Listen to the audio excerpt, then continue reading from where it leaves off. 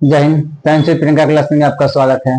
कल जो आपका चैप्टर जो चला था वह चला था पौधे एवं जीवों में परिवहन। मतलब क्या, पौधे और जीवों में कोई भी पोषक तत्व या गैस जो भी चीज है या उत्सर्जी पदार्थ जो भी चीज है वो सब एक स्थान से दूसरे स्थान तक कैसे करता है।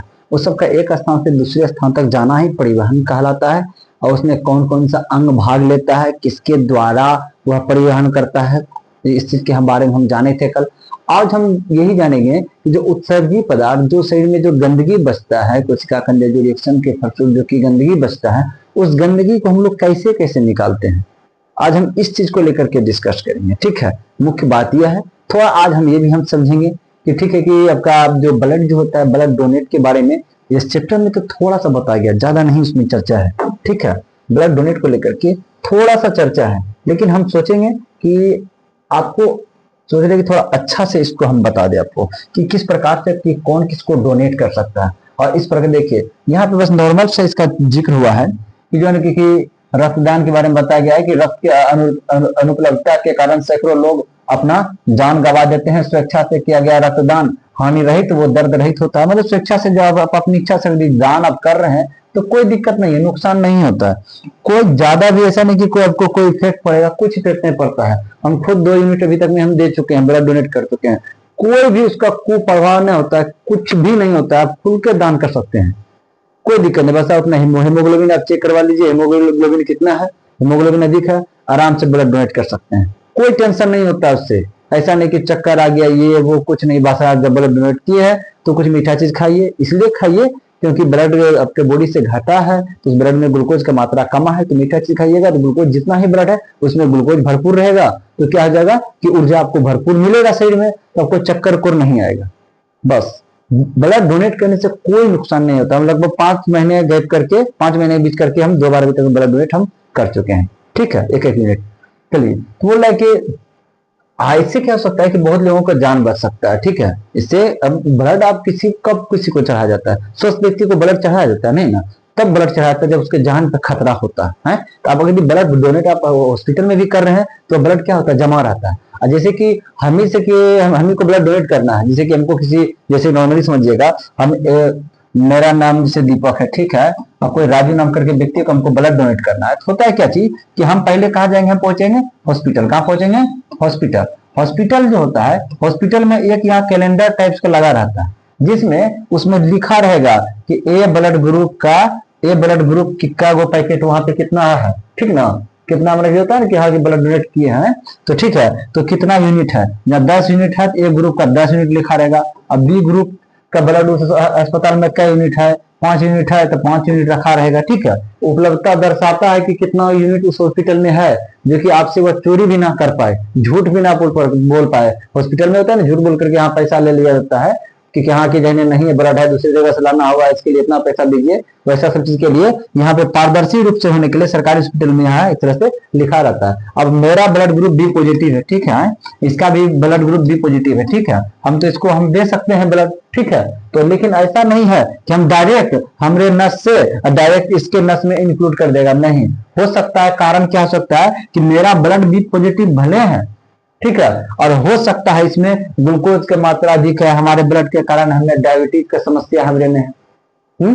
हो सकता है कि हमारे ब्लड में और सब चीज जो भी होता है हानिकारक कुछ हो सकता है, कि बीमारी से क्या वो हो सकता है, उसमें डेंगू का कुछ लक्षण हो सकता है उसमें मलेरिया का लक्षण हो सकता है। ठीक है, हमारे ब्लड में। इसलिए क्या क्या होता है कि इस ब्लड से को क्या कहता है, पहले हम क्या करेंगे, इसको दे देंगे, हॉस्पिटल को ब्लड दे देंगे, बी पॉजिटिव हम ब्लड हॉस्पिटल को हम दे देंगे। ठीक है, लेकिन इसके पास जो पहले से शुद्ध रखा हुआ रहता है, ये मेरा दिया हुआ ब्लड को यह क्या करता है, हॉस्पिटल शुद्ध करता है।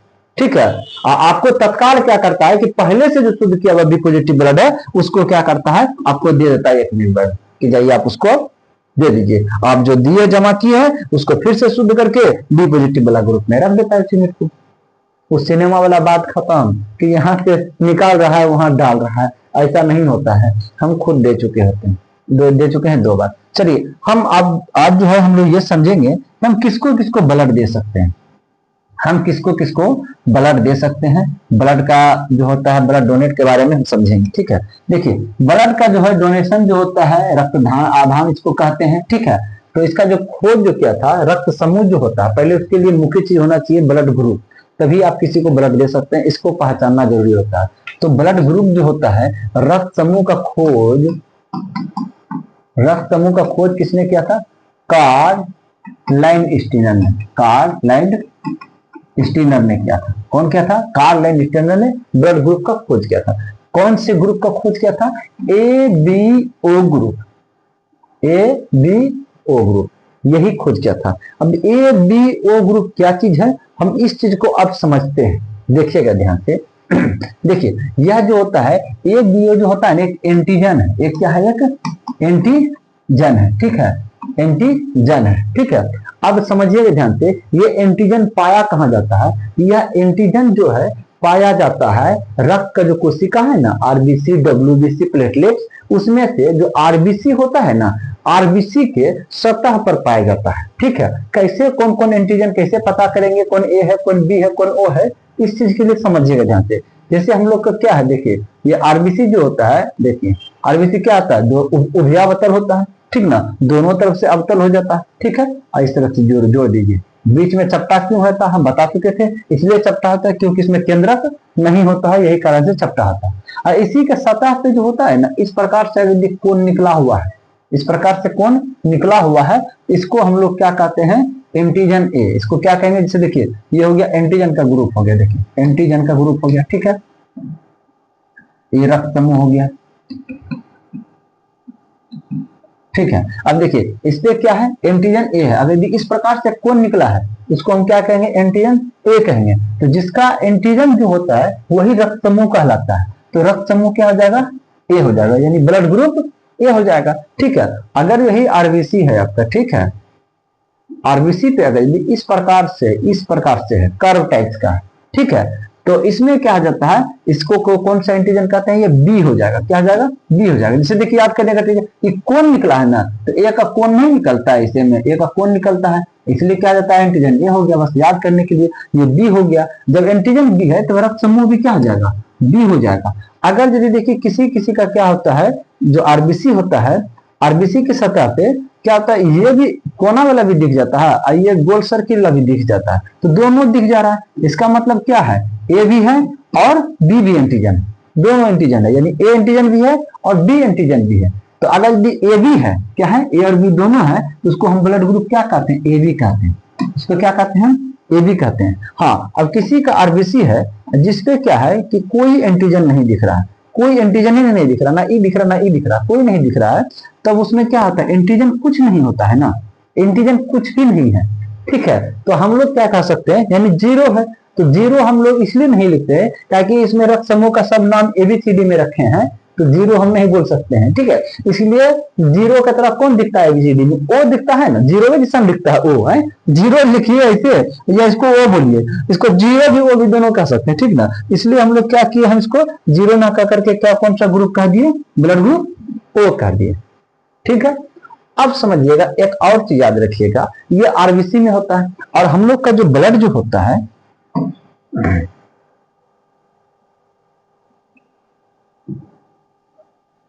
देखिए हम लोग का जो ब्लड जो होता है, ब्लड में क्या होता है? रक्त में क्या होता है? रक्त में कोशिका होता है, रक्त में क्या होता है? कोशिका होता है, और प्लस में क्या होता है? प्लाज्मा होता है। प्लस में क्या होता है? प्लाज्मा होता है। अब देखिए रक्त समूह को लेकर के कौन सा कोशिका एक्टिव है? आरबीसी एक्टिव है, आरबीसी एक्टिव है ना, इसका मतलब ये क्या हो जाएगा कि आरबीसी हो जाएगा और प्लस में क्या हो गया? प्लाज्मा हो गया। अब याद रखिएगा ध्यान से, अगर यदि एंटीजन इस आरबीसी में क्या पाया जाता है? एंटीजन पाया जाता है। आरबीसी में क्या पाया जाता है? एंटीजन पाया जाता है। और ये प्लाज्मा में क्या पाया जाता है? एंटीबॉडी पाया जाता है। क्या पाया जाता है? एंटीबॉडी पाया जाता है। इसका मतलब क्या हुआ? एक रक्त में जो है एंटीजन और एंटीबॉडी दोनों पाया जाता है, एंटीजन और एंटीबॉडी दोनों पाया जाता है। अब समझिएगा एंटीजन किसको कहते हैं, एंटीबॉडी किसको कहते हैं, इस बात को समझिएगा कि जैसे कोई व्यक्ति है, जैसे आपके भाई को एक थाप मार दिया कोई व्यक्ति, आप अपने भाई को बोलिएगा कि चलो बताओ कौन मारा है तुमको, मतलब पहचानने का काम कौन करेगा? आपका भाई करेगा, उसको कौन मारा, मतलब उसका शत्रु कौन है, पहचानने का काम वही करेगा। वो जिसको शत्रु बोलेगा वो शत्रु, जिसको दोस्त बोलेगा वो दोस्त उसका, उसको आप कुछ नहीं कहिएगा। अब जिसको बताएगा वो शत्रु है तो आप उसको मारिएगा, ठीक है। इसका मतलब आप क्या है? वहां पे एंटीबॉडी है, आपका भाई क्या है, एंटीजन है, वो बताने वाला है कि बाहरी दुश्मन कौन है और आप उसको जाकर के मारिएगा। ठीक है, यानी आरबीसी में जो उपस्थित जो होता है ये ए बी सी ये सब जो है एंटीजन जो है ये सब क्या करता है, बाहरी आक्रमणकारी के बारे में बताता है। किसको, ये एंटीबॉडी को बताता है। तब वो अगर ये एंटीजन बोल दिया कि वो गलत व्यक्ति है, हमको नुकसान करेगा, तो ये एंटीबॉडी उसको मारेगा, एंटीबॉडी उसको मारेगा। शर्त यही रहता है कि हर हमेशा एक ब्लड में एक रंग का एंटीजन एंटीबॉडी नहीं हो सकता है। मतलब समझिएगा ध्यान से, अगर यदि किसी में रक्त में, जैसे देखिए हम एंटीबॉडी लिखते हैं यहाँ पे, क्या चीज है, एंटीबॉडी हम निकालते हैं। अब यदि कोई रक्त समूह किसी का ब्लड ग्रुप ए है, उसका एंटीबॉडी क्या हो जाएगा, यानी एंटीजन ए है या एंटीजन ए है तो ब्लड ग्रुप बी है। अगर ब्लड ग्रुप ए है, एंटीबॉडी हो जाएगा बी। ब्लड ग्रुप बी है, एंटीबॉडी हो जाएगा ए। और यदि ब्लड ग्रुप ए और बी दोनों है, ए और बी दोनों है, तो यहाँ कुछ नहीं होगा। अगर यदि कुछ नहीं है तो यहाँ दोनों होगा। अब समझिएगा कैसे होगा इस चीज को। अब देखिए एंटीजन, अगर यदि किसी का एंटीजन और एंटीबॉडी है, किसी का रक्त में ए है एंटीजन और यहाँ की है एंटीबॉडी भी ए है, तो ऐसा संभव नहीं है। दोनों एंटीजन और एंटीबॉडी एक समान नहीं होगा। अगर यदि दोनों एक समान हो जाएगा तो क्या करेगा, एंटीबॉडी इसी पे हमला करके क्या कर देगा, रक्त को थक्का बना देगा। पहले क्या होता था, ठीक है 1930 के आसपास, ऐसे एवरेज, थोड़ा डेट का अगर माइंड में नहीं है, ये लगभग ये कंफर्मेशन हो पाया था। चलिए देखिए, उससे पहले जो होता था ब्लड, जो रक्तदान होता था, किसी का ब्लडिंग हो गया एक्सीडेंट में, क्या करता था, किसी का भी ब्लड उसके चढ़ा देता था। पहले यही सोचता था कि हाँ माता पिता का जो ब्लड है उसी के आधार पर बच्चे का ब्लड होता है। मैक्सिमम चांस होता होने का, लेकिन कंफर्म चांस नहीं होता है हो जाने का। ठीक है, तो अब देखिए होता है क्या चीज, जो पहले एक्सीडेंट होता था किसी का भी किसी को ब्लड चढ़ा देता था। अब यदि सेट कर गया तो सेट कर गया, और नहीं सेट कर पाएगा तो क्या होता था, ब्लड क्लॉट हो जाता था, ब्लड गाढ़ा हो जाता था। अब बताइए, जिस पाइप से पानी जा रहा था वो आराम से गमन कर रहा था, और वहां पे मिट्टी पूरा भर दीजिए पाइप में, थी पानी में पूरा गाढ़ा कर दीजिए पानी को मिट्टी भर के, अब उसको आगे बढ़ाइए, देखिए पाइप से बढ़ेगा जल्दी नहीं। वही बात हम लोग का नस का, नस तो आराम से पानी स्वरूप था, गाढ़ी गति तो उसमें लगभग जो है ना, तो उसमें ज्यादा हाथ गति नहीं था, वो गीला था लगभग, वो एक स्थान से दूसरे स्थान में गमन कर रहा था, हृदय धकेल रहा था। तो अब वो हो गया क्लोट हो गया, थक्का बन गया, वो गाढ़ा हो गया, हृदय धकेल रहा है, बढ़िए नहीं रहा। इससे क्या हो जाएगा, हार्ट आपका काम करना बंद कर देगा, आपका हार्ट अटैक हो सकता है। हो सकता है आपका ब्रेन का नस पतला होता है और वहां पे क्लोट हो गया, हृदय धक्का मार रहा है, ब्रेन का नस पतला होता है, इधर से धक्का मार रहा है उसके, और वहां जम गया है, अब ब्रेन का नस पतला होता है, उसमें मारा धक्का, ब्रेन का नस से फट गया। ठीक है, तो ब्रेन क्या हो जाएगा, आपका हेमरेज हो जाएगा। ब्रेन ट्यूमर का भी नाम सुने होंगे, ये सब चीज कारण से होता है। ठीक है, इसका मतलब एक जैसा एंटीजन एंटीबॉडी नहीं होना चाहिए। ठीक है, अब देखिए हम रक्त को मिलाते हैं। चलिए अब इसमें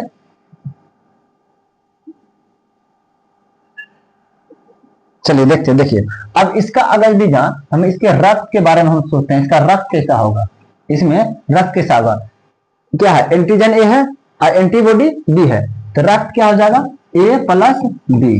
कोई दिक्कत नहीं, क्योंकि एंटीजन भी अलग है, एंटीबॉडी भी अलग है, वो ब्लड आराम से रहेगा, वह थक्का नहीं बनाएगा। अब ये दोनों का देखिए, ये दोनों जोड़िए, बी प्लस ए, तो क्या आ जाएगा, एंटीजन भी है एंटीबॉडी है, इसमें भी रक्त थक्का नहीं जमेगा। उस रक्त में जो है, जैसे कि बात हुई हमारे शरीर में रक्त है, हमारे शरीर में थक्का नहीं जमेगा, क्योंकि एंटीजन ए है, एंटीबॉडी भी हमारे शरीर का खून में, कोई दिक्कत नहीं।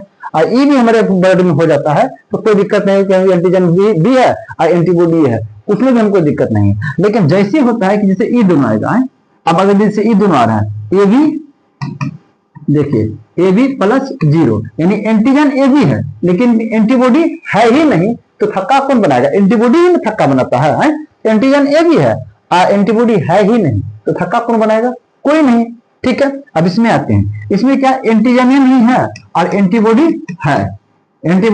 है, इसमें भी थक्का नहीं बनेगा। कि क्या बोले थे हम, एंटीजन और एंटीबॉडी अलग अलग होना चाहिए। अभी है ही नहीं तो क्या हम देखें अलग अलग है, कोई इसी का राज चल जाएगा। यहाँ भी दोनों में क्या है, ये है ही नहीं तो क्या हो जाएगा, एंटीबॉडी हो जाएगा, एंटीजन ही रह जाएगा, ये भी रह जाएगा, मिलेगा दोनों तब ना। अब अगर यदि ए बी प्लस में यहाँ रहता एंटीजन ए बी है और एंटीबॉडी ए हो जाता तो यहाँ मार हो जाएगा, क्योंकि दोनों में कोई को मिल गया, ए मिल गया ना उसमें, तो वहां क्या हो जाएगा, मार हो जाएगा।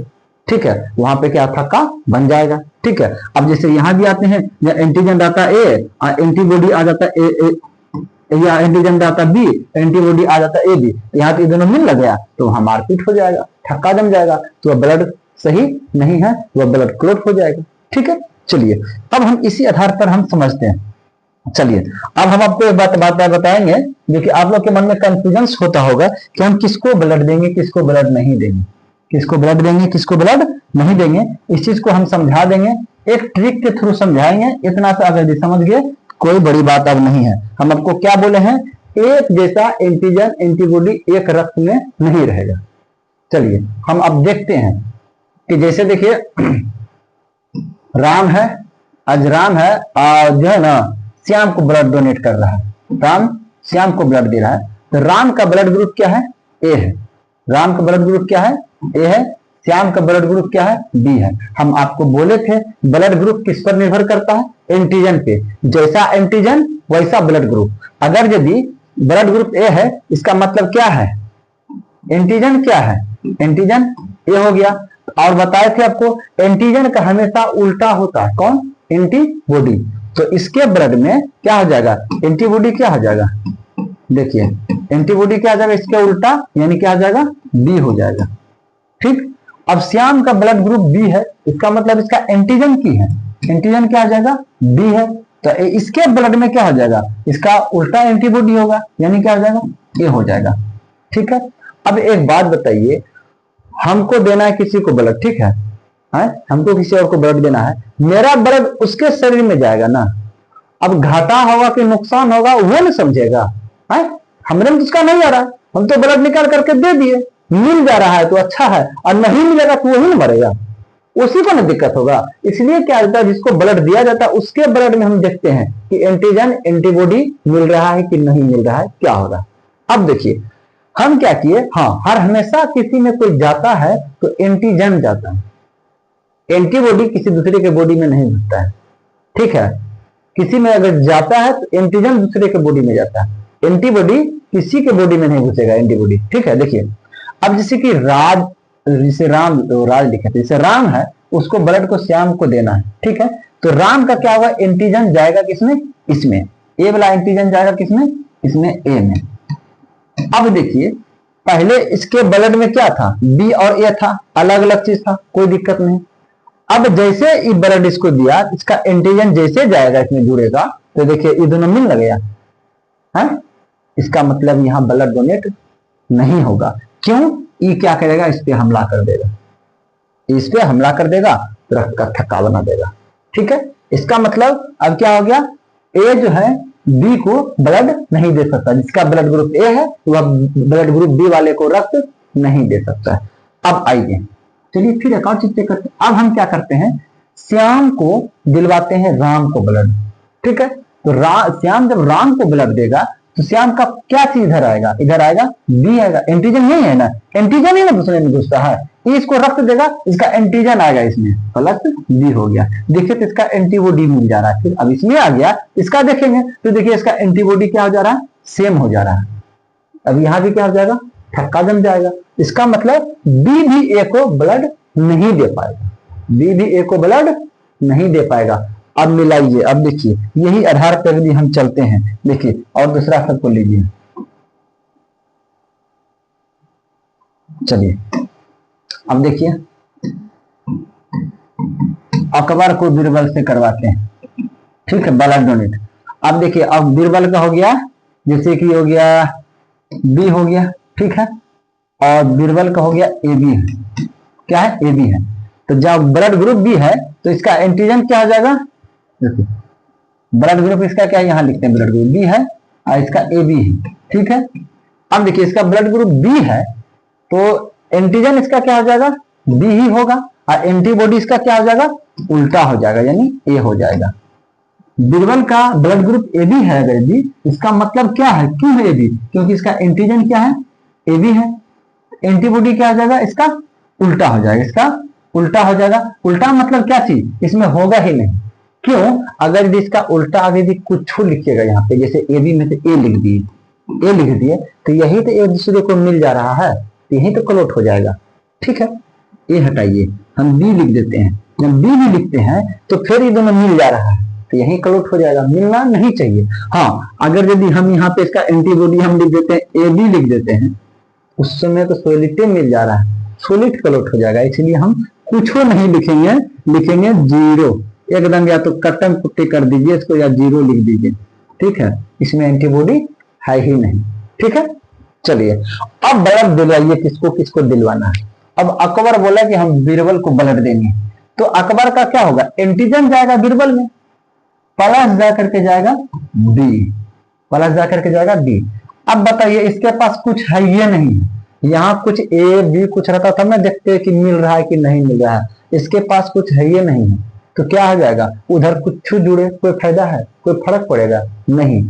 इसलिए कहा जाता है कि ए बी ग्रुप वाला जो होता है ना, ये केकरो से ले लेगा, किसी से ले लेगा। अब जैसे जोड़िए, छोड़िए, देखिए अब हम अकबर का जो है ना ब्लड ग्रुप हम रखते हैं ए, अकबर का ए रखते हैं, एंटीजन क्या हो जाएगा ए और एंटीबॉडी क्या हो जाएगा बी, ठीक है। अब फिर अकबर इसको दे रहा है ब्लड, तो अकबर दे रहा है उसको, तो एंटीजन का इसके अकबर का एंटीजन ए उसमें जाएगा, ए जाएगा इसमें, तो प्लस क्या हो जाएगा, ए हो जाएगा।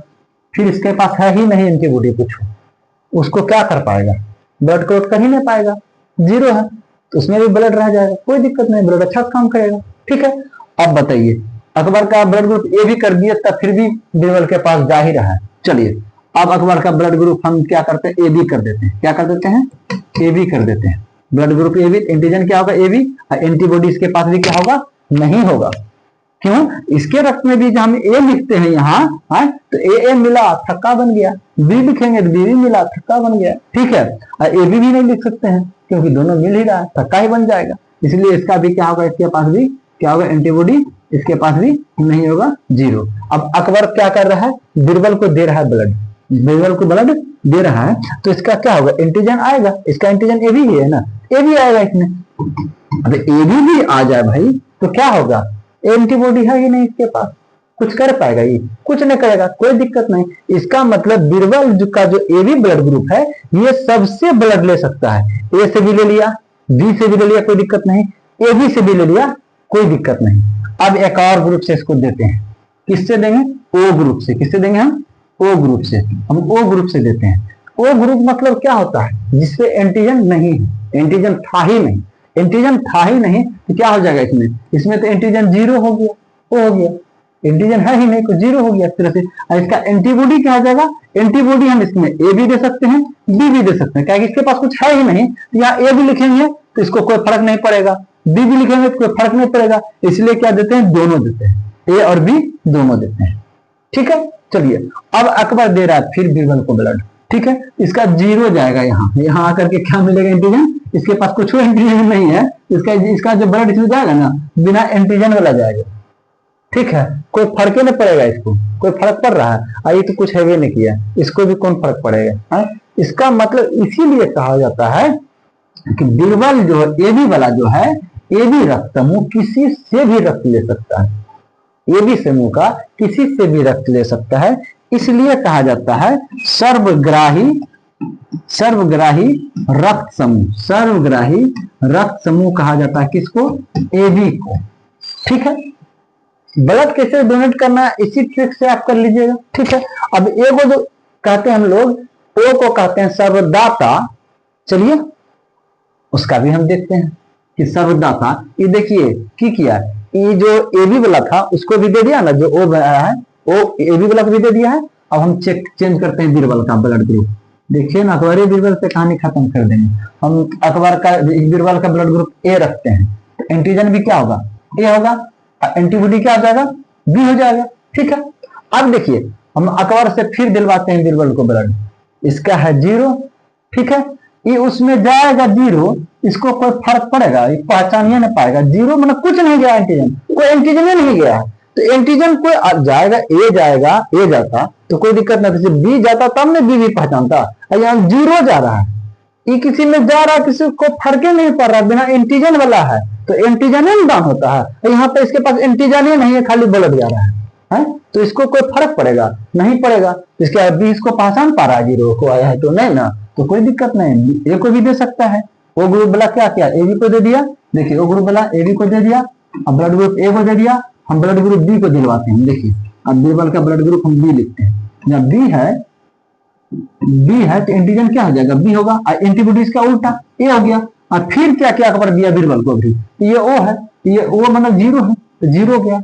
अब ए पहचान पाएगा इसको नहीं ना, मतलब कि एक के जैसा मिल रहा है, एक जैसा मिलेगा तब ना क्लोट होगा। ये है तो बी है, और वो जीरो है तो जीरो का क्या मतलब है, नहीं मिल रहा है, ए होता तब ना क्लोट होता, इसका मिलिए नहीं रहा, तो मिलिए नहीं रहा है तो जाएगा, रक्त देते जाएगा, मतलब क्या हो गया, बी को भी दे दिया रक्त। अब हम ओ को भी दिलवाते हैं, मतलब ओ को ओ से दिलवाते हैं। देखिए अब ब्लड ग्रुप इसका क्या रखते हैं, ओ रखते हैं, क्या रखते हैं, ओ। इसका भी एंटीजन जीरो, लेकिन एंटीबॉडी दोनों होगा, क्योंकि जीरो है, ए भी रह सकता है बी भी रह सकता है एंटीबॉडी। अब रक्त दिलवाइए, ओ को इसमें दिलवाइए, तो यहाँ भी जो यो आकर के जीरो हो गया, तो बताइए इसको ढर पहचान पा रहा था, इसको क्या पहचाने, मतलब इसके जैसा मिल रहा है, नहीं मिल रहा है, तो जब नहीं मिल रहा है तो ये भी इसे रह जाएगा रक्त में, समझे। इसका मतलब क्या रहा, ओ देखिए सबको दे दे रहा है, ए बी को भी, ए को भी, बी को भी, ओ को भी दे दे रहा है, इस सबको दे दे रहा है। इसका मतलब क्या हो गया कि सर्वदाता रक्त समूह कौन सा हो गया, ओ हो गया। ठीक है, समझ में आ चुका होगा कि हम ब्लड डोनेट कैसे करेंगे, कंफर्म। ये ट्रिक याद रखिए, ट्रिक खुद हम अपने से बनाए हैं चीज को लेकर के, ठीक है। आप ट्रिक याद कीजिए, याद नहीं समझिए, इस तरह से डोनेट करने के लिए सीख लीजिए।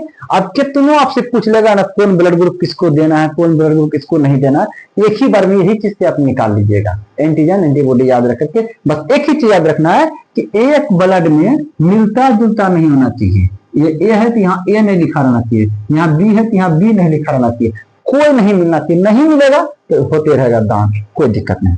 चलिए उसके बाद ये एबीओ ग्रुप जो है, ये एबीओ ग्रुप कौन दिया था, एबीओ ग्रुप इसीलिए कहा जाता है, सब में एबीओ है ना, यही चीज का चर्चा। देखिए एबीओ एबीओ एबीओ हर में से देखिए ए बी और ओ तीनों चीज का तो यूज हुआ है, ए बी और ओ का यूज हुआ है, यही तीन चीज का तो यूज हुआ है, ठीक है। चलिए अब एक और चीज आया, उसके बाद एक आता है कि जो रीसस नाम का जो बंदर था, उसमें एक अलग प्रकार का एंटीजन पाया गया, ठीक है। उसको हम लोग क्या कहते हैं, आरएच फैक्टर, मतलब रीसस के नाम से ही उस पर रख दिया नाम आरएच फैक्टर। अब ये हुआ, उसमें सिस्टम चेंज हुआ कि जिस ब्लड ग्रुप में, अगर जैसे ब्लड ग्रुप जिससे किसी का है ए, क्या ब्लड ग्रुप ए है, ठीक है। अगर यदि हाँ इसमें वही रीसस बंदर वाला जो एंटीजन दिख गया जिसमें, तो उसको हम लोग क्या लिखे, जैसे आरएच फैक्टर इसमें दिखा, रीसस बंदर में जो एंटीजन, उसी का नाम आरएच फैक्टर रखा गया, जिसमें आरएच फैक्टर जो है, आरएच फैक्टर जैसे दिखा, पहले ये कहला रहा था ए, और जैसे इसमें आरएच फैक्टर दिखेगा उसको ए पॉजिटिव कहेंगे, ठीक है। अब जैसे ही उसमें आरएच फैक्टर क्या हो नहीं दिखेगा, उसको हम लोग क्या कहेंगे, ए नेगेटिव कहेंगे। ए पॉजिटिव जो है प्लस यही दर्शा रहा है कि वो जो बंदर वाला जो एंटीजन है ना वो आप में है। अगर माइनस है तो यही बता रहा है कि जो बंदर वाला एंटीजन है ना आपके अंदर नहीं, ठीक। सब कुछ बात वही है, वही ब्लड ग्रुप ए है, वही ब्लड ग्रुप बी है, वही ब्लड ग्रुप ए बी है, वही ब्लड ग्रुप ओ है, हर कुछ वही है। बस प्लस ये कहेगा कि बंदर वाला आपका जो आरएच फैक्टर वाला है वो आप में है एंटीजन, माइनस ये कहेगा कि आप में वह एंटीजन नहीं है। अब पूछिएगा अब इसमें ब्लड कैसे डोनेट करेंगे, कैसे कैसे, देखिए अब ना तो आप लोग जो सुनते हैं कि बी पॉजिटिव है, बी पॉजिटिव है, इसका मतलब कौन सी आपके पास बी एंटीजन भी है, और इसमें देखिए बी पॉजिटिव का मतलब क्या हो गया कि आपके पास एक एंटीजन, आपके पास क्या है, एक बी है और एक और एंटीजन है, एक और कौन है एंटीजन है जो प्लस है, जो एक और जो एंटीजन जो प्लस है, कि क्या चीज को दर्शा रहा है, ये दर्शा रहा है कि आपको जो है ना रीसस जो है ना, रीसस जो है, रीसस बंदर का जो है ना, रीसस बंदर का एंटीजन है आपने, ठीक है। यानी बी एंटीजन भी है और रीसस बंदर का भी एंटीजन भी आपने है, यही कह रहा है आपका बी पॉजिटिव। अब बोलिएगा इसमें ब्लड डोनेट कैसे करेंगे साहब, वो तो कहानी जब प्लस माइनस का बात नहीं था तो हम तो समझ गए हैं, अब प्लस माइनस का बात आया है।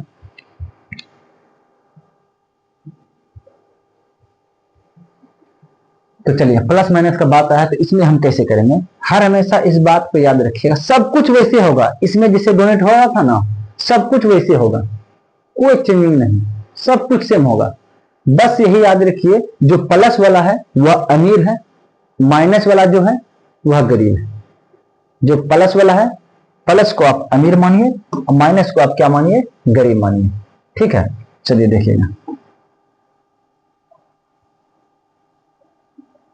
प्लस वाला को आप अमीर मानिए और माइनस वाले को आप गरीब मानिए।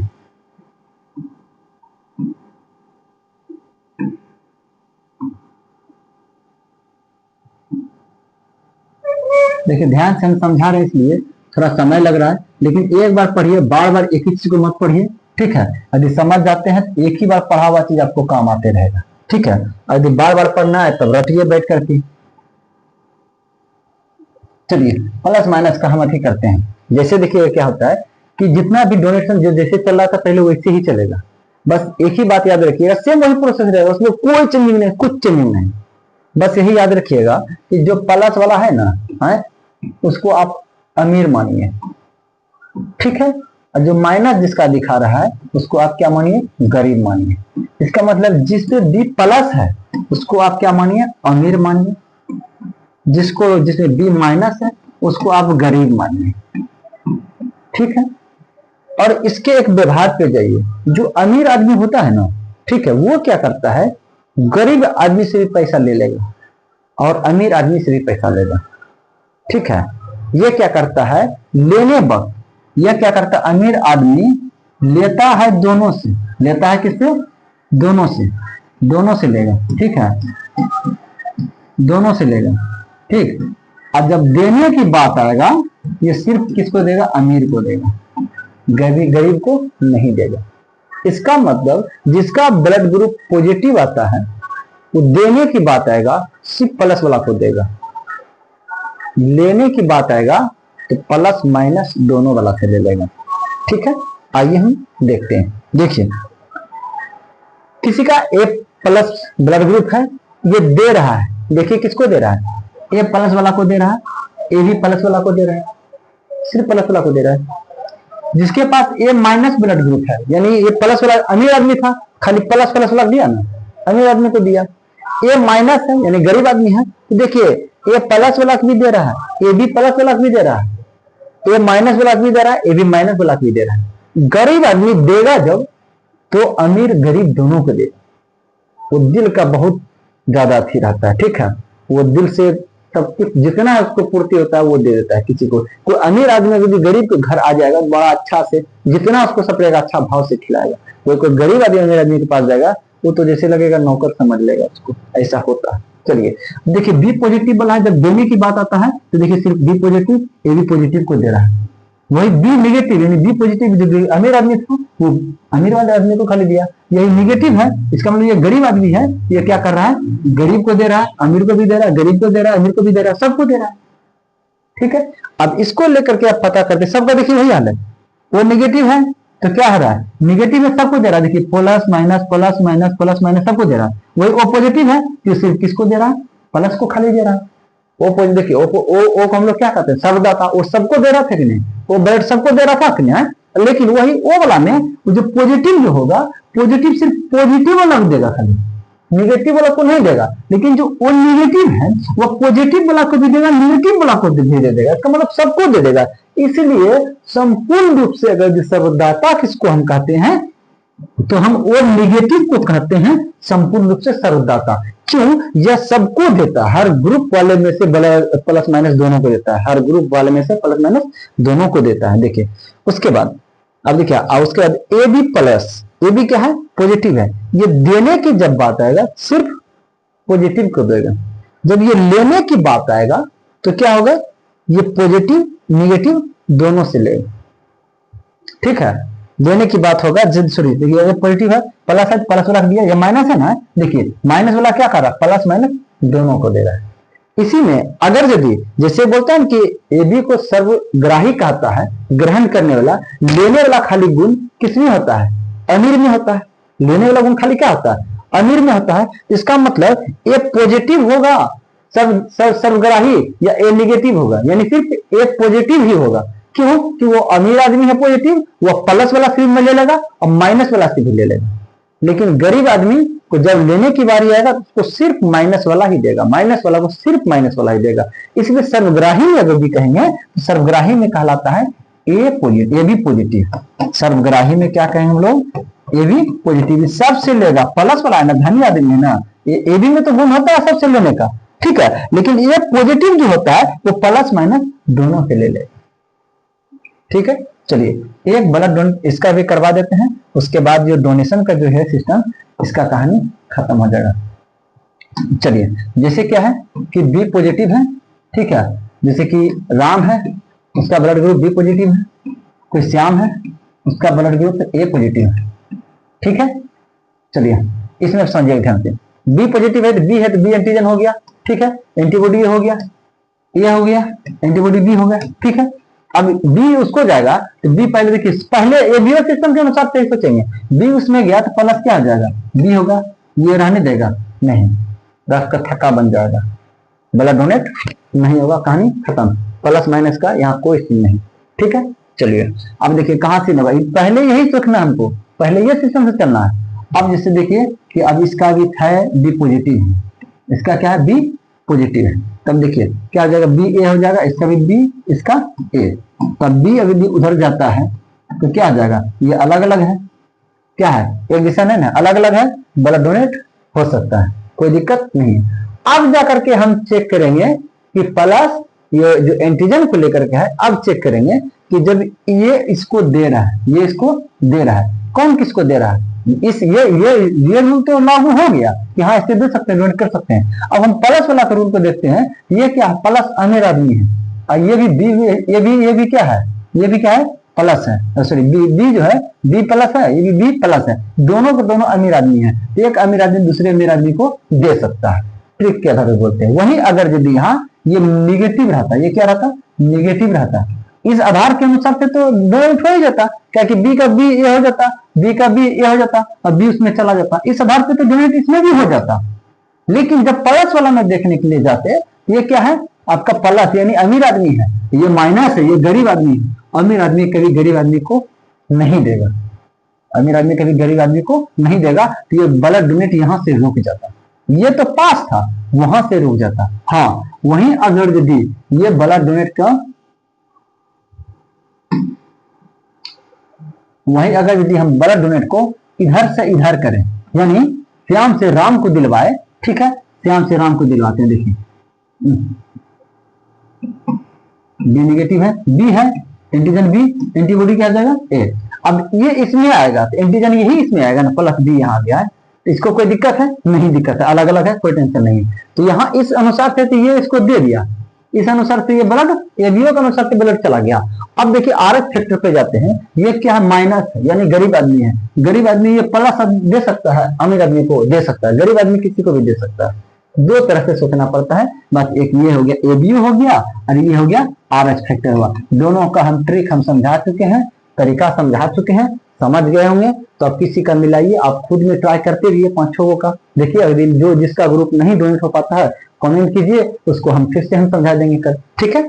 चलिए आपका एनसीईआरटी इतना जिक्र नहीं किया था, ठीक है। हम लोग का जो हृदय जो होता है वह कितना होता है, 1 मिनट में कितना बार धड़कता है, 1 मिनट में धड़कता है 72 बार, कितना बार 72 बार हम लोग का हृदय जो है 1 मिनट में धड़कता है।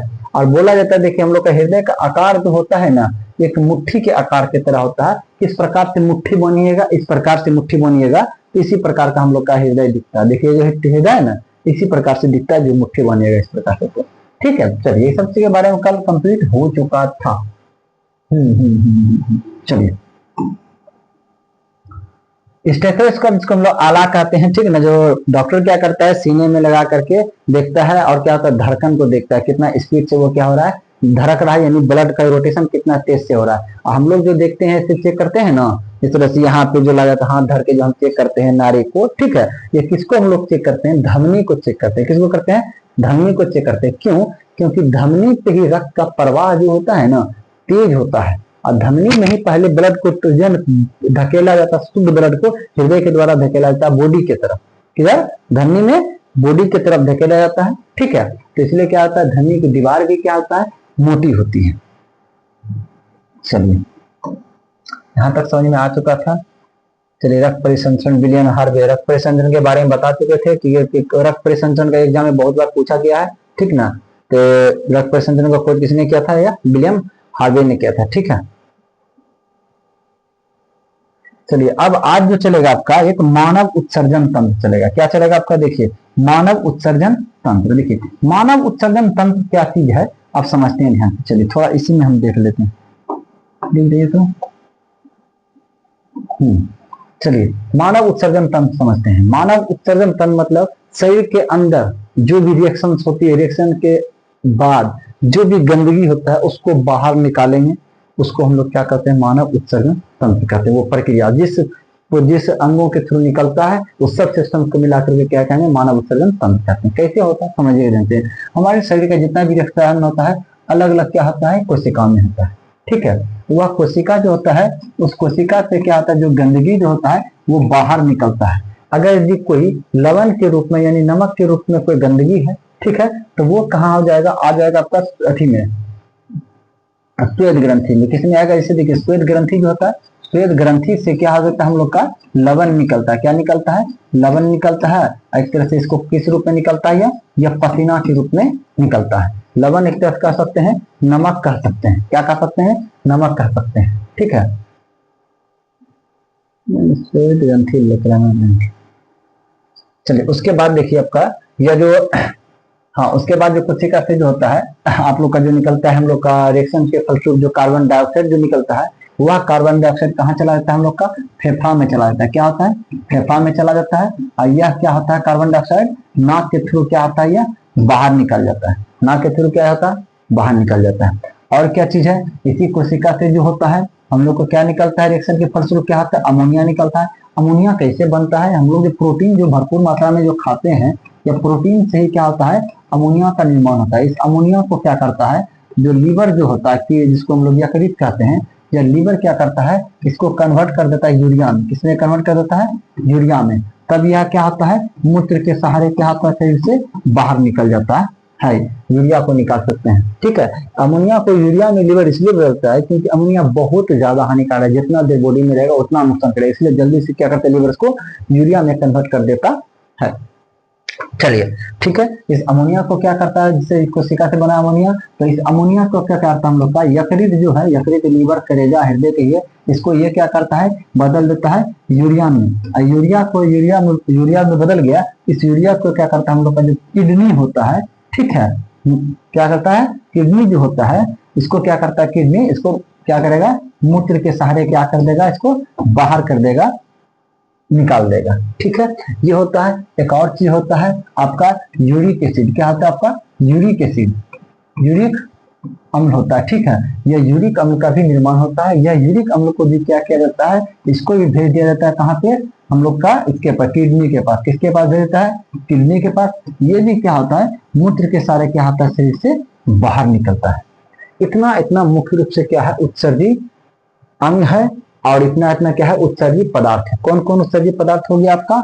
एक नमक हो गया। देखिएगा अगर गर्मी के समय में देखिएगा पसीना से क्या हो जाएगा? कपड़ा उजला उजला हो जाता है, दाग होता है उजला उजला। वही क्या है? आपका लवण है, जो कि पसीने से निकला हुआ नमक। ठीक है, कौन कौन सा अवशिष्ट पदार्थ हो गया आपका? लवण हो गया, कार्बन डाइऑक्साइड हो गया, अमोनिया हो गया और यूरिक अम्ल हो गया। ठीक है, चलिए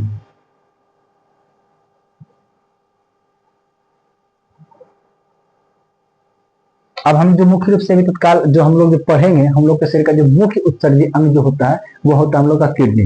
किडनी क्या करता है? बहुत अधिक मात्रा में क्या करता है? अपशिष्ट चीजों को उत्सर्जित करने का काम करता है। जैसे क्या हो गया? जैसे आपका लवण हुआ ना, लवण इधर से भी निकलता है ना, आपका किडनी से क्या करता है? सोडियम भी निकलता है। जो भी खनिज लवण है सब क्या करता है? किडनी के थ्रू ही अधिक हो जाने के बाद निकलता है। शरीर में से कैल्शियम बहुत ज्यादा खा लिए, किडनी ही कैल्शियम को निकालेगा। सोडियम का मात्रा अधिक हो गया तो किडनी ही इसको निकालेगा। जल का मात्रा अधिक हो गया तो क्या होगा? किडनी के माध्यम से ही निकलेगा। उसके बाद आपका यह जो यूरिया जो है, यूरिया भी क्या होता है? किडनी के माध्यम से निकलता है। और क्या होता है? यूरिक अम्ल जो होता है, यूरिक अम्ल भी क्या होता है? किडनी के माध्यम से निकलता है। अब खाना में ग्लूकोज बहुत ज्यादा खा गए हैं तो ग्लूकोज भी क्या होता है? इसी के माध्यम से निकलता है। ठीक है, जितना भी अपशिष्ट चीज और जो अधिक हो गया आपकी बॉडी में वो चीज, तो दोनों को दोनों क्या होता है? कि दोनों के दोनों क्या होता है? किडनी के थ्रू ही शरीर से बाहर निकलता है। चलिए, इसलिए हम लोग का जो किडनी जो होता है, किडनी को मुख्य उत्सर्जी अंग माना जाता है हम लोग में, क्योंकि बहुत अधिक मात्रा में बहुत चीजों को बाहर निकालता है। अब हम समझेंगे किस प्रकार से निकालता है।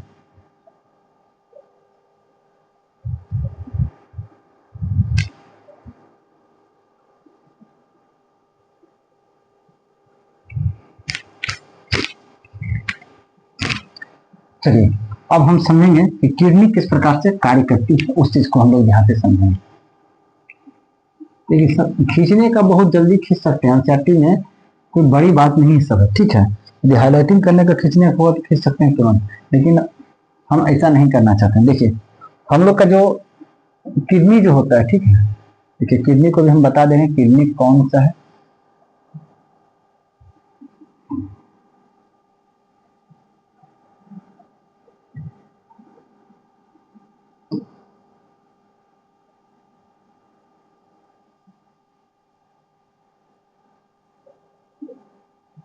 चलिए समझिए ध्यान से, ये हमारा नेफ्रॉन है। नेफ्रॉन एक प्रकार की कोशिका, हम बोले थे कि जो भी हम लोग का शरीर का अंग है अलग अलग कोशिका से मिलकर बना हुआ है, बहुत बार रिपीट कर चुके हैं। ब्रेन हम लोग का न्यूरॉन कोशिका से मिलकर बना है, लीवर को बनाने में हेपेटिक कोशिका काम किया है, हृदय को बनाने में कार्डियो कोशिका काम किया। उसी प्रकार से किडनी जो है ये हम लोग का किडनी है, दो किडनी हमारे अंदर है, ठीक है, आपके अंदर भी है, ठीक है। इसलिए बात पे आ गया कि अक्सर बोलता है कि एक किडनी बेच करके हम खा जाएंगे, एक किडनी बेच करके ये खरीद लेंगे वो खरीद लेंगे, ऐसा इसलिए वो बोल देता है।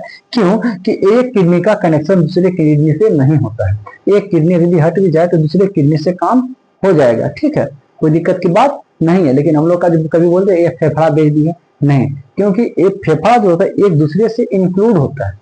अब फेफड़ा को नहीं बेच, दो फेफड़ा भी है लेकिन एक फेफड़ा को नहीं बेच पाइएगा, क्यों, क्योंकि दोनों एक दूसरे से इंक्लूड होता है, ठीक है। ये एक दूसरे से इंक्लूड नहीं होता है, इसलिए एक को हटा भी दीजिएगा तो दूसरे से काम चल जाएगा। एक हम लोग का जो बायां साइड का जो किडनी होता है वो थोड़ा ऊपर होता है, दायां साइड का किडनी थोड़ा नीचे होता है। चलिए ये किडनी जो होता है, इस किडनी के अंदर क्या होता है, कोशिकाएं जो होती है, कौन सी कोशिका, लगभग मिलियनों कोशिका होती है, मिलियन भर कोशिकाएं। कौन कोशिका होता है, ये इतनी सी छोटी सी किडनी, जितना आपका शेप दिख रहा है ना इतना बड़ा किडनी, हकीकत में लगभग इतना है, इतना इतना बड़ा भी नहीं, बस इतना सा शेप का लगभग होता है किडनी हम लोग का, यहाँ पे होता है, ठीक है। पीछे साइड से दिखेगा, मतलब दिखेगा नहीं, मतलब पीछे साइड से ऑपरेशन क्या होता है, पीछे से ही ऑपरेशन किया जाता है उसका, जो भी किया जाता है, ठीक है। मतलब इस क्षेत्र में अंदर से पाया जाता है हम लोग का किडनी। कभी कभी होता है चोट लगने के कारण से किडनी खराब हो जाती है या और सब कारण से, ये बताएंगे उसको लेकर के। इस किडनी के अंदर मिलियनों कोशिकाएं, ये कौन सा कोशिका इस किडनी के अंदर है हम लोग का, ये आपका है यही नेफ्रॉन कोशिका।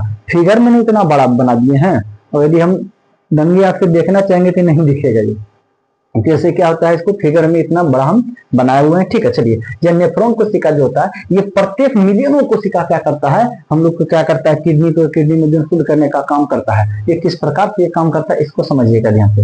जैसे देखिए ये क्या है, ये हम लोग का क्या है, एफरेंट आर्टियोल। एफरेंट आर्टियोल मतलब क्या होता है, ये हम लोग का अभिवाही धमनी है। क्या है, अभिवाही धमनी है। धमनी हम आपको क्या बोले, धमनी से होते हुए क्या होता है, रक्त आता है, ठीक है। रक्त इस तरह से क्या होगा, इन करेगा, इन जैसे करेगा रक्त, इसमें इन होने के बाद ये हम लोग का जो ये जो प्याला जैसा आपको दिख रहा है, ये हम लोग का बोमेन कैप्सूल, इसको क्या कहते हैं हम लोग, देखिए बोमेन कैप्सूल है ना, यानी बोमेन संपुट इसको कहते हैं, प्याला जैसा जो है ये हो गया बोमेन कैप्सूल।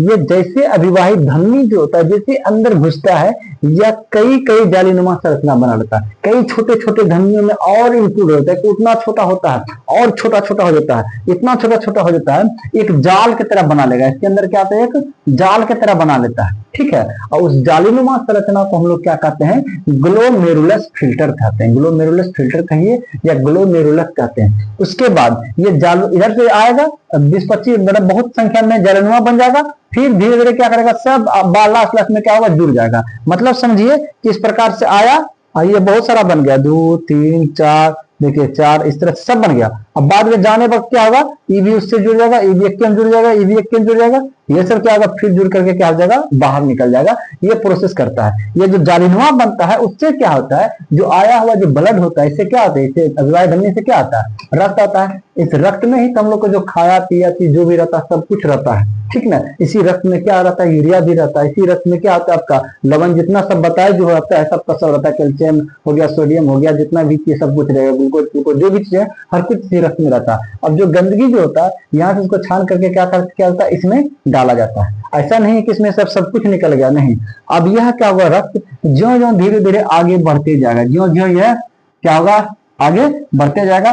त्यों त्यों क्या करेगा, इसमें जो गंदगी चीज जो होता है उसको छानते जाएगा, छानते जाएगा, छानते जाएगा। जब ये पोर्शन आएगा, जब लास्ट ये पोर्शन जब आएगा, ठीक है, यहाँ आकर के क्या होगा, संपूर्ण रूप से ये मूत्र में बन चुका रहेगा। मतलब क्या होगा, यहाँ जो बचा उसको हम मूत्र कह देंगे, ठीक है। अब जैसे क्या होता है कि इसे यहाँ से आया, इस रास्ते से जब आता है ना, तो बीच में क्या होता है, इसी के संपर्क में क्या होता है, एक नस गुजरते रहता है, जो ये क्या करता है, इससे जो भी चीज होता है, जो फायदेमंद का चीज होता है, यहाँ से तो सब नीचे चला आता है, जो फायदे वाला चीज है वो भी आता है, और जो गंदा चीज है वो भी आता है। लेकिन जो जो इधर गुजरते जाएगा, इसके बगल से क्या होता है, नस गुजरता है, इसी के बगल से क्या होता है, सब करके एक नस गुजरते रहता है, और वह नस में क्या करेगा, जो अच्छा चीज है सबको डालते जाएगा, लेकिन जो गंदगी चीज है वो क्या होगा, बढ़ते जाएगा, बढ़ते जाएगा, बढ़ते जाएगा। लास्ट में सिर्फ क्या बचेगा, गंदा चीज बचेगा। यानी क्या बचेगा आपका, इसको हम लोग क्या कहते हैं, मूत्र कहते हैं। अब गंदगी क्या क्या निकलेगा इससे, अगर यदि सोडियम अधिक है, सोडियम इसमें जमा हो जाएगा यहाँ करके, और यदि आपका कैल्शियम अधिक है तो यहाँ पे कैल्शियम अधिक जमा हो जाएगा। और यूरिया तो निकलना लगभग तय ही तय है। आपके यूरिक एसिड आपके शरीर में बढ़ गया है, तो यूरिक एसिड यहाँ करके जमा हो जाएगा, जो गंदगी यहाँ का जमा हो जाएगा, और जो अधिक चीज हो गया है वो आके जमा हो जाएगा। आपके रक्त में ग्लूकोज बहुत अधिक हो गया है, तो वो मूत्र यहाँ क्या जाएगा, मूत्र भी जमा, ग्लूकोज भी जमा हो जाएगा। इसको हम लोग कहते हैं कनेक्टिव, जो कलेक्टिंग डक्ट होता है, इसको कहते हैं संग्राहक नलिका। संग्राहक नलिका यानी इसका मतलब क्या होगा, जमा करने वाली नलिका। यहीं पे यही नलिका में क्या होता है, मूत्र जमा होता है। यानी प्रत्येक कोशिका के इस नलिका में क्या होता है, मूत्र जमा होता है। अब बताइए, ऐसा ऐसा मिलियनों नलिका है, यह सब क्या होता है, ये मिलियनों नलिका किससे जाकर के जुड़ता है, यह सब संग्राहक नलिका जब मूत्र को एकत्रित कर लेगा, तो एकत्रित करने के बाद ये जाकर के जुड़ जाएगा इस पेल्विस से। यह जो आपका, आप देखिए इसको, अब इसकी कहानी, अब कहानी खत्म हो गया, क्योंकि मूत्र बन चुका है। ज्यादा डिटेल अभी नहीं कर सकते हैं, क्यों, क्योंकि जो हम चैप्टर पढ़ा रहे हैं इसमें उतना डिटेल्सिंग नहीं है। ये जो कर भी रहे हैं तो हम लोग ये हम अपने मर्जी से कर रहे हैं, कुछ एक्सटर्नल ऐड कर रहे हैं ताकि आपको हम समझा सके। अब जो भी यह संग्राहक नलिका जो था, यह नलिका में जमा जो मूत्र था, यह नलिका, सब नलिका क्या होता है, ऐसा सब मिलियनों नलिका जो होता है, हम लोग का ये जो पेल्विस जो है, इस पेल्विस में आकर के जुड़ा होता है।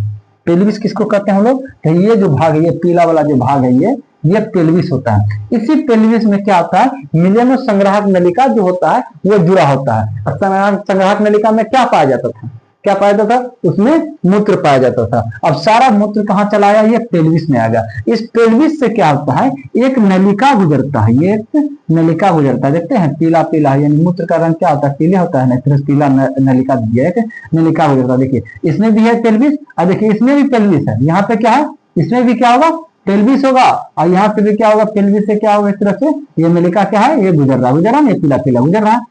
अब ये क्या हुआ, यहाँ पे मूत्र जमा हुआ, इस मूत्र को ये कहाँ करके जमा कर दिया, यहाँ पे मूत्राशय में। ये क्या होगा, ये मूत्राशय, आशय मतलब होता है घर, जलाशय मतलब जल का घर, ठीक है। और उसके बाद देखिए शुक्राशय यानी शुक्राणु का घर, अंडाशय यानी अंडाणु का घर। अब मूत्राशय यानी मूत्र का घर, यानी एक जगह है जहां पे मूत्र आकर के जमा होगा। ये किस रास्ते होकर जमा होगा, तो जो मूत्र वाला रास्ता, ये जो रास्ता है, कौन वाला रास्ता है, मूत्र का रास्ता है ना, तो मूत्र रास्ता बोलिए, या इसको शुद्ध हिंदी में बोलना चाहते हैं तो मूत्रवाहिनी बोलिए।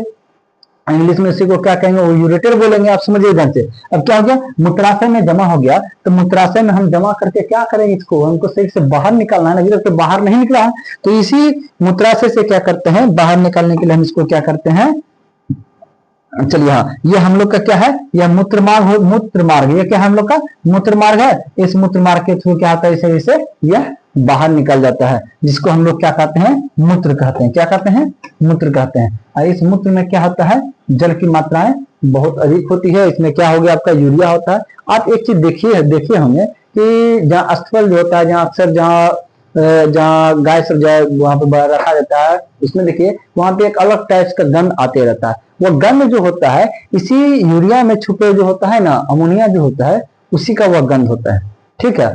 अमोनिया क्या होता है समझिए ध्यान से, अगर से वहां पे है, अगर उसको अगर जल मार दीजिएगा उस पर, तो उसका महक खत्म हो जाएगा। क्यों, क्योंकि अमोनिया जो होता है जल में घुलनशील होता है। जैसे देखिए कहीं बाथरूम में जाने के बाद क्या होता है, यदि पेशाब किए हैं तो उस पर क्या जल मार देना चाहिए। अब जल मार दीजिए, उस पर जल डाल दीजिएगा तो वह बाथरूम महकेगा नहीं। अन्यथा यदि जल नहीं दीजिएगा तो वह क्या होगा, बाथरूम महकेगा। वह क्या होगा, ये अमोनिया क्या होगा, हवा में उड़ना शुरू कर देगा, महक देना शुरू कर देता है, ठीक है। अब समझ चुके हम किस प्रकार से उत्सर्जन का प्रक्रिया हमारे शरीर में संपन्न होता है। बस इतना ही बताना था। बताने का इसमें बहुत कुछ है, आगे चैप्टर में जब हाई क्लास में जाइएगा तो बताएंगे उसमें भी क्या क्या चीज है, लेकिन हाँ तत्काल आप लोग का जो चैप्टर में जितना तक दिया है बस उतना तक ही बता रहे हैं, जितना दिया है उससे बहुत ज्यादा ही बता दे रहे हैं, ठीक है।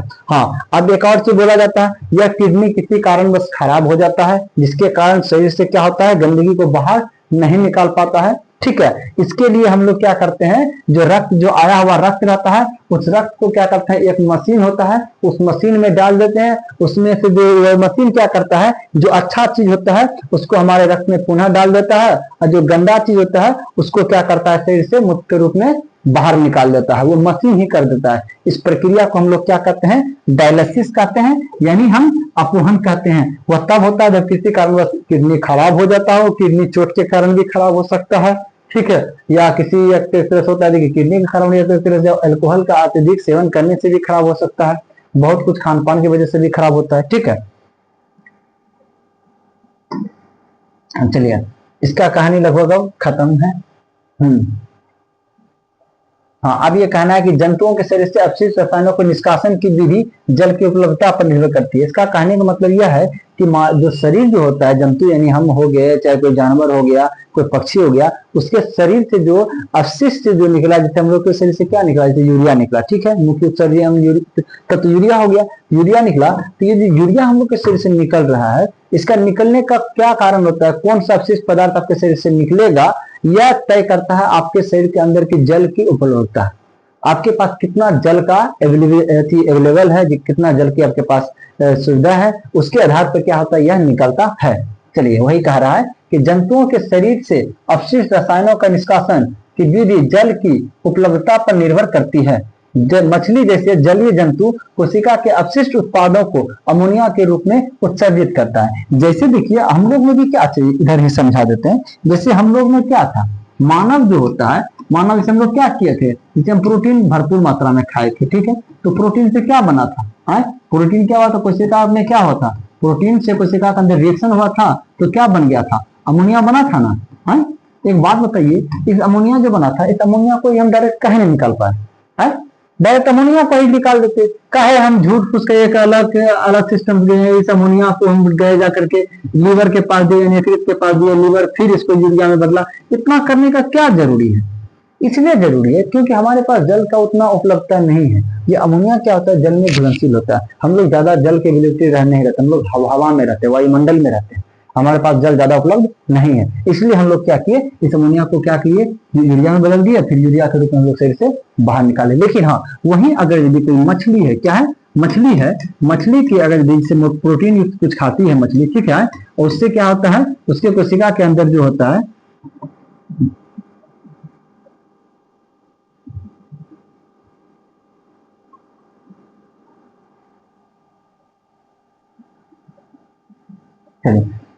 उसके कोशिका के अंदर, उसके कोशिका के अंदर रिएक्शन से फलस्वरूप अगर भी वहां अमोनिया बनता है, तो ये मछली क्या करता है, वो जल में बाहर निकाल देती है, क्योंकि वह जल में रहता है, और वो अमोनिया क्या होता है, जल में घुल जाता है, कहानी खत्म, अमोनिया जल में घुलनशील होता है ये।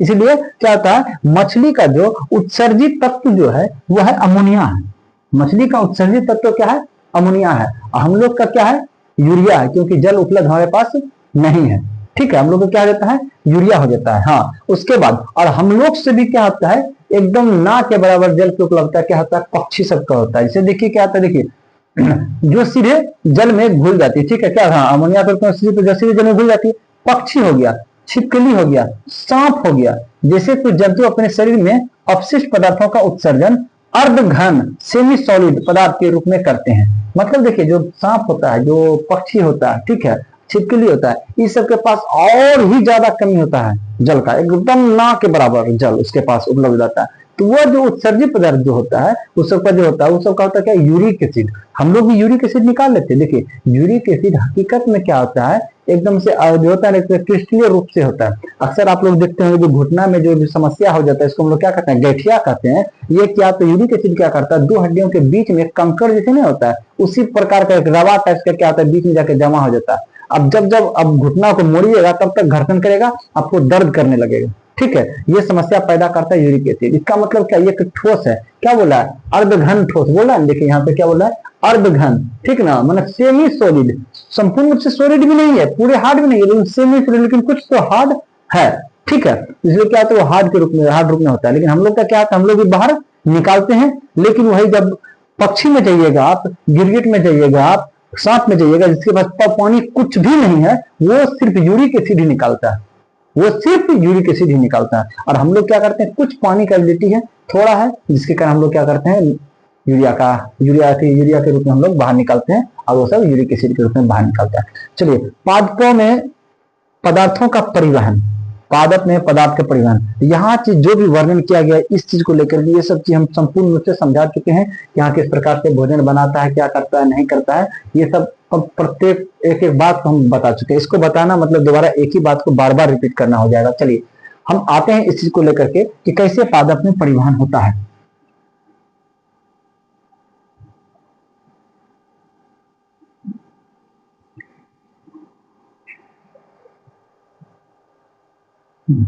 चलिए, इसमें बोला है, देखिए कि जो है ना, पादप जो होता है मूलों द्वारा जल और जड़ों को अवशोषित करते हैं। मूलों में मूलरूम होते हैं, मतलब समझिएगा ध्यान से, इसका कहने का मतलब ये है, ये क्या है, पौधा है, ठीक है। ओहो, ज्यादा ही मोटा पौधा बना दिया। ये क्या है,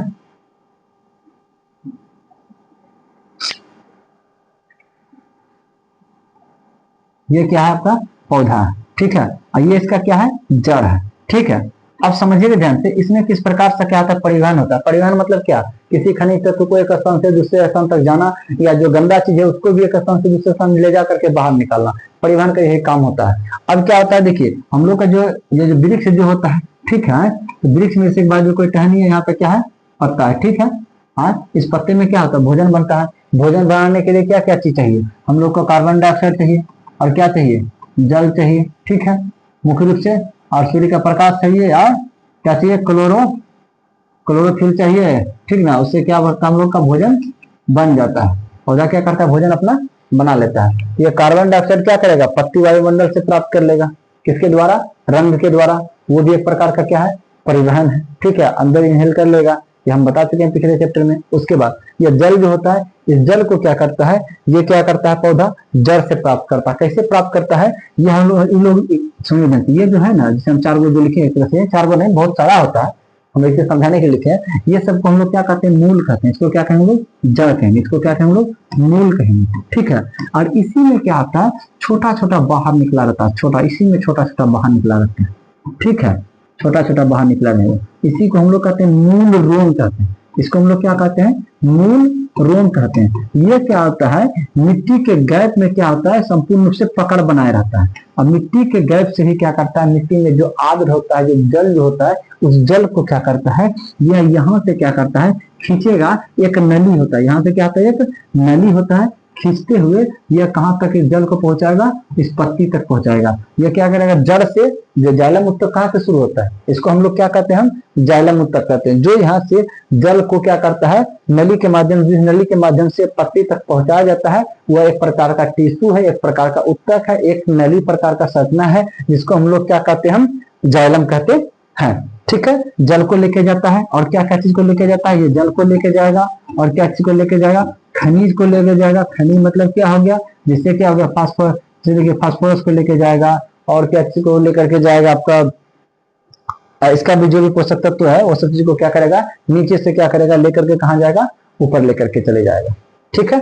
चलिए, इसको हम लोग क्या कहते हैं, ये इसको एक तरह जो लेके जा रहा है, इसको हम लोग क्या कहते हैं, जाइलम उत्तक कहते हैं, इसी को संवहन उत्तक भी कहते हैं। चलिए, क्षेत्र का बढ़ा देते उसको, देखिए क्या आप अनुमान लगा सकते हैं कि जल प्रकार मूलों के पत्तियों तक पहुंचता है, पादपों में किस प्रकार परिवहन तंत्र पाया जाता है, इसको हम समझा चुके। तो देखिए, बुजुर्गों का विचार है कि शायद पादपों के सभी भागों में जल के परिवहन के लिए पाइप बने होते हैं, जैसे कि हमारे घरों में जल की आपूर्ति के लिए होते हैं, वही बात में पाइप नलियों का संरचना है, ठीक है।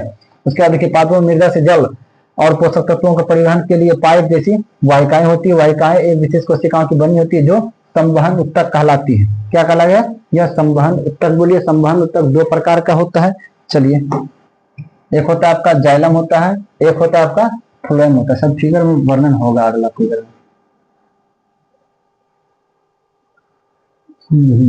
चलिए, उसके बाद कौन सा है,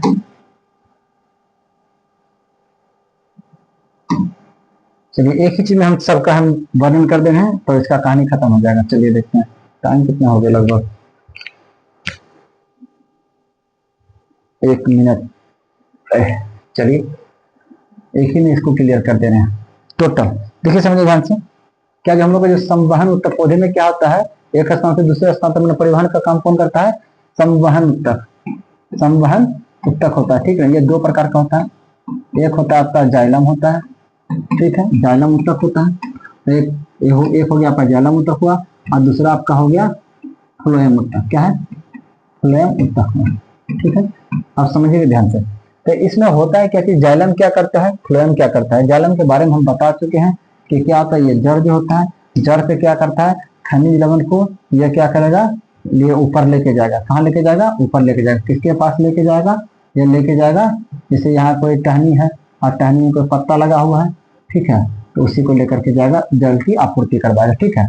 अब क्या होता है, इस पत्ते में जब भोजन बन जाता है, पत्ते में जब भोजन बन जाता है, उस भोजन को विभिन्न दूसरे शरीर के पौधे का दूसरा सब अंग जो होता है उसके पास ले जाने का काम कौन करेगा, आपका फ्लोएम का, फैलाने का काम करेगा। किसको, भोजन को।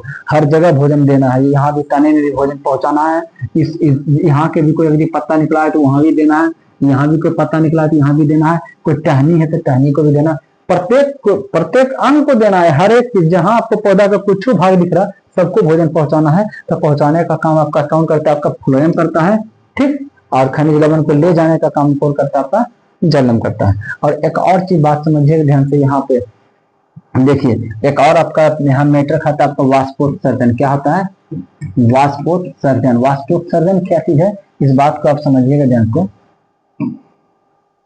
जैसे देखिए हम आपको बोले थे, जब पौधा जब शोषण करता है, पौधा क्या करता है, जब शोषण करता है, तो शोषण करने के लिए, शोषण मतलब क्या होता है, ग्लूकोज का टूटना, चाहे पौधा में हो चाहे हम लोग में हो, ठीक है। ये भोजन से प्राप्त किया था, प्रकाश संश्लेषण से ग्लूकोज प्राप्त किया था, वैसे ठीक ना। इसको जब ऑक्सीजन के माध्यम से शोषण में ऑक्सीजन देख लेते हैं ना, शोषण के माध्यम से इसको तोड़ा जाता है तो कार्बन डाइऑक्साइड बनता है, जान ही रहे हैं, जल बनता है, और क्या बनता है, एटीपी के रूप में ऊर्जा बनता है, ठीक है। इतना तो प्रोसेस होता ही है। अब इसमें क्या होता है, कार्बन डाइऑक्साइड को क्या करता है, वायुमंडल में छोड़ देता है। किसमें, वायुमंडल में छोड़ता है। किस छिद्र के द्वारा, पत्ती से बाहर निकलता है, तो रंध्र के द्वारा क्या करता है, पत्ती से बाहर निकाल देता है।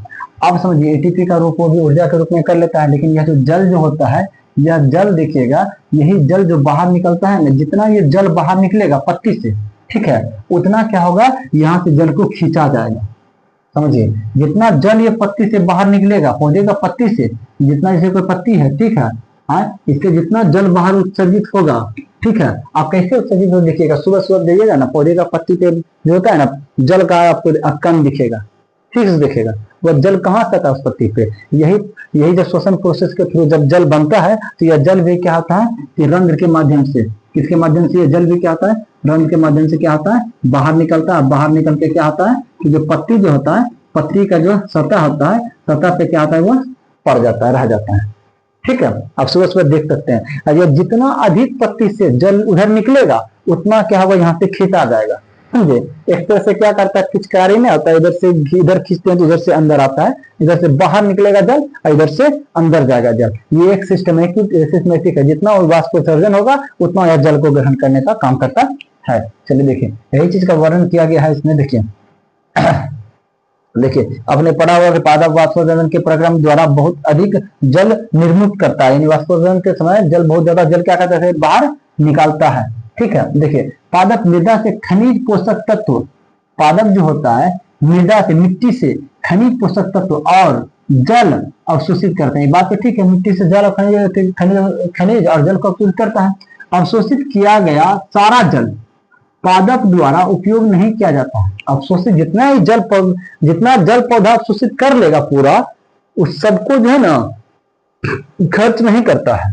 क्या रहता है, पत्तियों की सतह पर उपस्थित रंध्रों से वाष्पोत्सर्जित के प्रक्रम द्वारा जल वाष्पित हो जाते हैं। जितना भी जल खींचा, सब जल का यूज नहीं कर लेता, अब कुछ जल को क्या करता है, वो जो पत्ती द्वारा वाष्पोत्सर्जित कर देता है, वाष्प के रूप में उत्सर्जित कर देता है, ठीक है।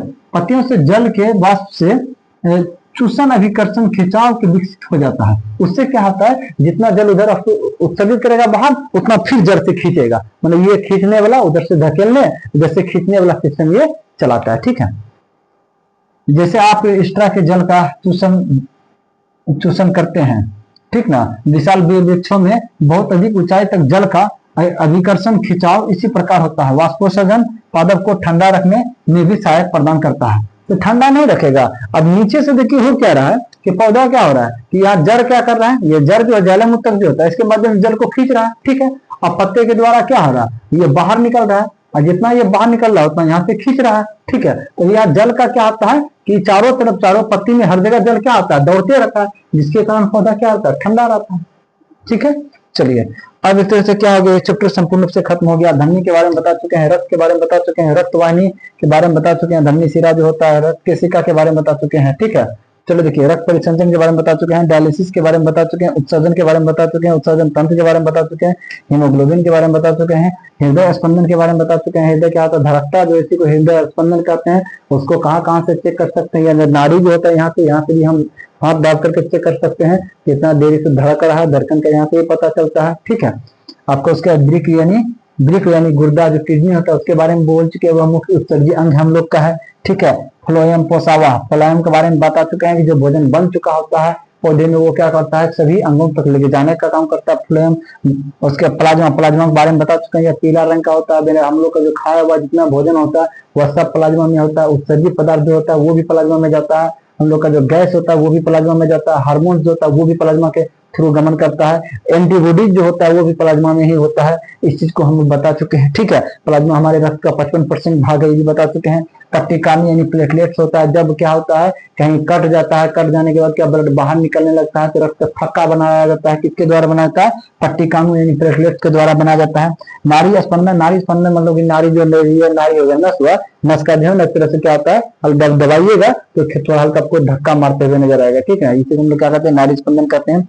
लाल रक्त कोशिका के बारे में बता चुके हैं, इसको एरिथ्रोसाइट्स कहते हैं। ठीक है, इसमें क्या होता है, केंद्रक नहीं हो जाता है, इसमें यह केंद्रक नहीं होता, लेकिन ऊंट और लामा जो ऐसा जीव है उसके आरबीसी में केंद्रक पाया जाता है। इसमें उपस्थित होता है हीमोग्लोबिन एक प्रकार का वर्णक है, उसी में उपस्थित होता है लोहा, और लोहा ऑक्सीजन से विक्रिया करके लाल रंग देता है, इसलिए खून का रंग लाल होता है। बात बता चुके हैं। मूल रोम के बारे में बता चुके हैं, क्या करता है मूल रोम, क्या करता है, जैसे मिट्टी में घुस करके जल को और गैस को क्या करता है, अवशोषित करता है, खनिज लवण को अवशोषित करके मूल रोम मूल को देता है। मूल देता है किसको, मूल देता है इसको आप कहते हैं जीवतक को, देखिए जालम को देता है, और जालम जाकर क्या करता है, पत्ती को देता है। ठीक है, चलिए हाँ, स्टेथोस्कोप के बारे में बता चुके। आला जो कि बताता है कि कितना तेज सबका क्या हो रहा है, नाड़ी स्पंदन है, धड़क रहा है कितना तेज से, कितना होना चाहिए हम लोग का रक्तचाप 120/80 होना चाहिए। ठीक है, उसके पसीना के बारे में बता चुके हैं, स्वेद ग्रंथि से निकलता है, इसमें क्या होता है, नमक का मात्रा पाया जाता है। ठीक है, इसलिए गर्मी में क्या हम लोग का सर ज्यादा पसीना से तो क्या होता है, उजला दिखने लगता है। उत्तक के बारे में बता चुके हैं, कोशिकाओं के समूह को हम लोग क्या कहते हैं, उत्तक हुआ एक प्रकार, मतलब वैसे कोशिकाओं का समूह जो एक ही प्रकार का काम करता है उसको हम लोग क्या कहते हैं, उत्तक कहते हैं। ठीक है, उसके बाद देखिए मूत्रवाहिनी के बारे में बता चुके हैं। वह मूत्रवाहिनी किसको कहते हैं, जो क्या करता है, पेल्विस से क्या करता है, मूत्र को लेकर के मूत्राशय में आकर के जमा कर देता है। मूत्र मतलब मूत्र हो गया, वाहिनी मतलब उसका रास्ता जिससे मूत्र बाहर कहीं जा रहा है। ठीक है, मूत्र मार्ग के बारे में बता चुके हैं। मूत्र मार्ग क्या होता है, मूत्राशय जो होता है वहां से क्या करता है, मूत्र को शरीर से बाहर निकालने का जो काम करता है उसको हम लोग क्या कहते हैं, मूत्र मार्ग कहते हैं। यूरिक अम्ल क्या होता है कि जैसे देखिए हम लोग के शरीर में भी यूरिक अम्ल को बाहर निकलना चाहिए। यूरिक एसिड आपके शरीर में बढ़ जाएगा तो गठिया का कारण बन जाता है, यह यूरिक एसिड बन जाता है। ठीक है, उसके बाद जो पक्षी हो गया, जो सांप हो गया, गिरगिट हो गया, यह सबका मुख्य उत्सर्जी अंग है यूरिक एसिड। हाँ, एक और चीज जो उत्सर्जन में याद रखिएगा, समझिए, एक और चीज थोड़ा भूल गए थे।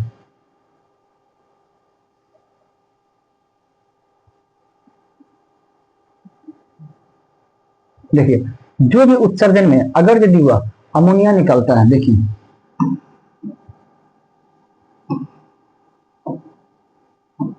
जो भी देखिए उत्सर्जन में अगर जो भी जीव, जैसे क्या हो गया मछली क्या करता है, मुख्य रूप से क्या उत्सर्जित करता है, अमोनिया करता है। क्या करता है, अमोनिया करता है। तो इसको हम लोग कौन सा जीव कहते हैं, तो जल में रहने वाला जीव है वो क्या करता है, अमोनिया निकलता है, उसको हम लोग कहते हैं अमोनोटैलिक। क्या कहते हैं, अमोनोटैलिक जीव।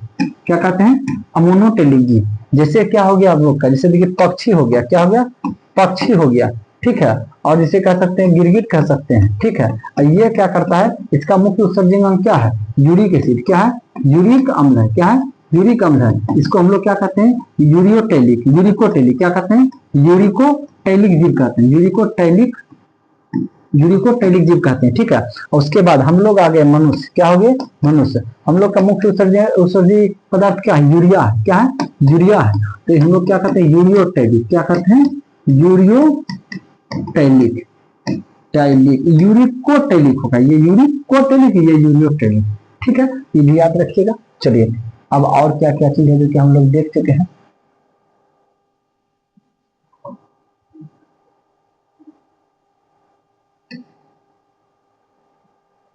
चलो मूत्राशय के बारे में बता चुके हैं, मूत्र जहां जमा होता है उसको मूत्राशय कहते हैं, सीरा कहते हैं, इसको हम बता चुके हैं। जो क्या होता है, जो नस अंग से रक्त को हृदय की ओर लेकर के आता है उसको सीरा कहते हैं। जो हृदय से रक्त को बाहर लेके जाता है जो नस, इसको हम धमनी कहते हैं। चलिए कोशिका के बारे में बता चुके हैं। WBC इसको कहते हैं, इसको ल्यूकोसाइट कहते हैं। ओवरनी कोशिका, ओवरनी कोशिका है, ये कोई रंग नहीं होता है। यह क्या करता है, हमारे शरीर में एंटीबॉडी बनाने का कार्य करता है।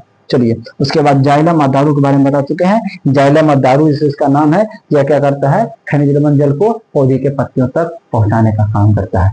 एक एक पॉइंट जो है आपका इसमें एनसीईआरटी में है उसको भी बता चुके हैं। एक एक पॉइंट से इसी के अंतर्गत नहीं, कुछ बहुत कुछ जो कि एक्सटर्नल हम इंक्लूड किए आपको समझाने के लिए, नहीं तो इतना लंबा चैप्टर यह नहीं होता। लेकिन समझाने के लिए करना पड़ता, सिर्फ अब छोड़ करके आगे बढ़ जाइएगा तो कोई फायदा नहीं, ना आपके लिए फायदा है ना हमारे लिए फायदा है, ठीक है। चलिए आज मेरा माइक भी काम दिया है, क्योंकि वीडियो भी खुद से ही बनाना पड़ता है, जिसके कारण जो बफरिंग जो आता है वीडियोज में, यही कारण से आता है। चलिए थैंक यू, जय हिंद। फिर मिलते हैं कल कोई नए चैप्टर में। आज तो 2 दिन लगे एक ही चैप्टर में, कल आपका नया चैप्टर चालू हो जाएगा। थैंक यू, जय हिंद।